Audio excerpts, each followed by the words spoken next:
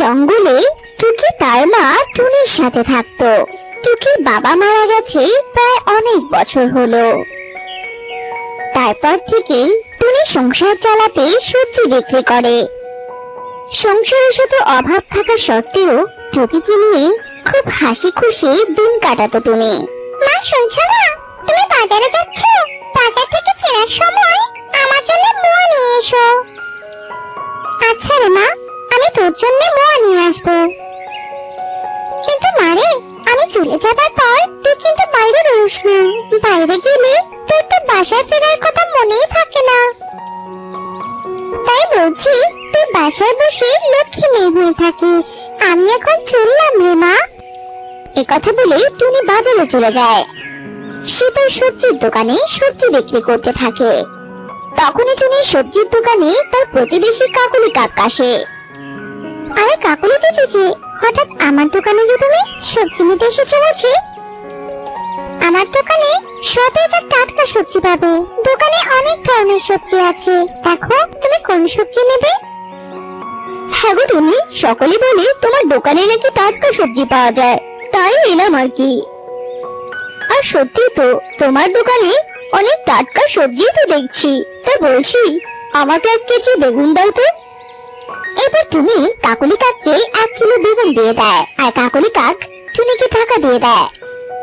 তো টুনি, আমি ভাবছি তোমার দোকানের পাশে তো ফাঁকা জায়গা পড়েই আছে, এখানে আমিও একটা দোকান দিতে চাই।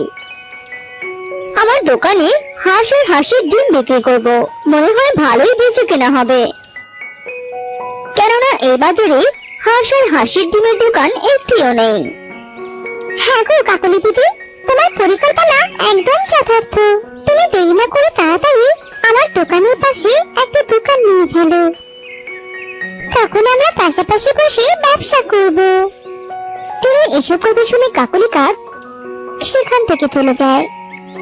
আর টুনির দোকান থেকে চলে যাবার পর কাকলি কাক মনে মনে ভাবতে থাকে, এই টুনির মনোবল দেখে তো সত্যি সত্যি আমি অবাক হয়ে যাই।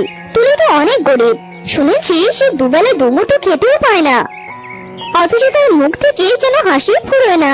আমি খালি একবার টুনির দোকানের পাশে দোকান দিয়ে নিই, তখন হাঁস আর ডিমের পাশাপাশি সবজিও বিক্রি করব। তখন অন্যরা টুনির দোকানে নয়, আমার দোকান থেকে সবজি কিনবে। তখন দেখবো টুনি এত খুশি কোথায় যায়।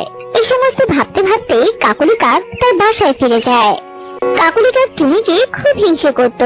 এভাবেই বেশ কিছুদিন কেটে যায়। এরপর কাকলি কাক টুনির দোকানের পাশে একটা দোকান দিয়ে দেয়।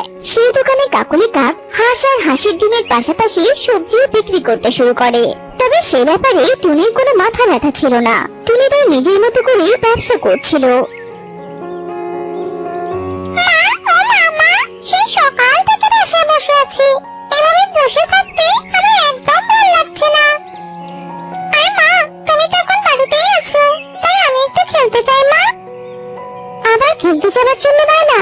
আচ্ছা যা, তবে শোন, কারোর সাথে ঝগড়া করবি না, আর তাড়াতাড়ি বাসায় ফিরে আসবি, কেমন?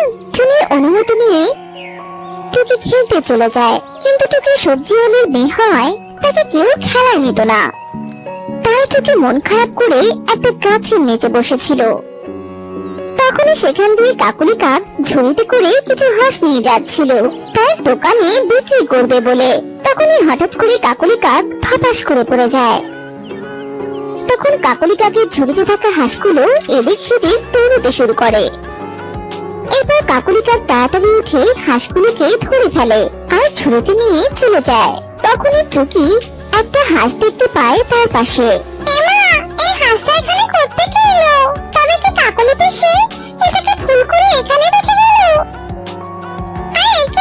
এই হাঁসটা তো দেখছি একটা পাও নেই, তার পাটা কেটে গেছে, আর পাটা থেকে কি রক্ত ঝরছে।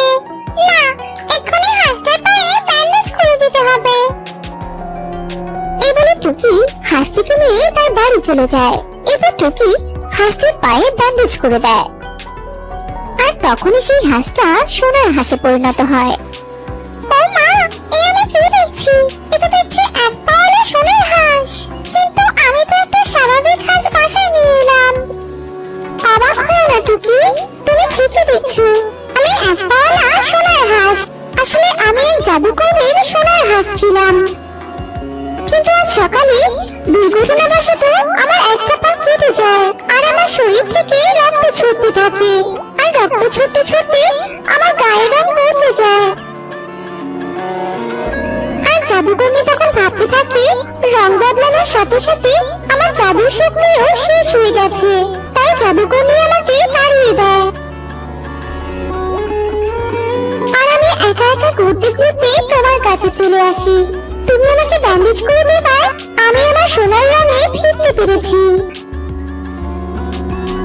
আর এখন আমি আমার জাদুর শক্তিও ফিরে পেয়েছি, তাই আমি তোমাকে উপহার দিতে চাই। এই বলে এক পাওয়ালা সোনার হাঁসটা একে একে 3টি ডিম দেয়। এরপর সেখানে টুনি চলে আসে। টুকি তখন টুনিকে সব কথা খুলে বলে। সব শুনে টুনিও খুব খুশি হয়। আর টুনি সেই সোনার 3টি ডিম বিক্রি করে অনেক টাকা পায়।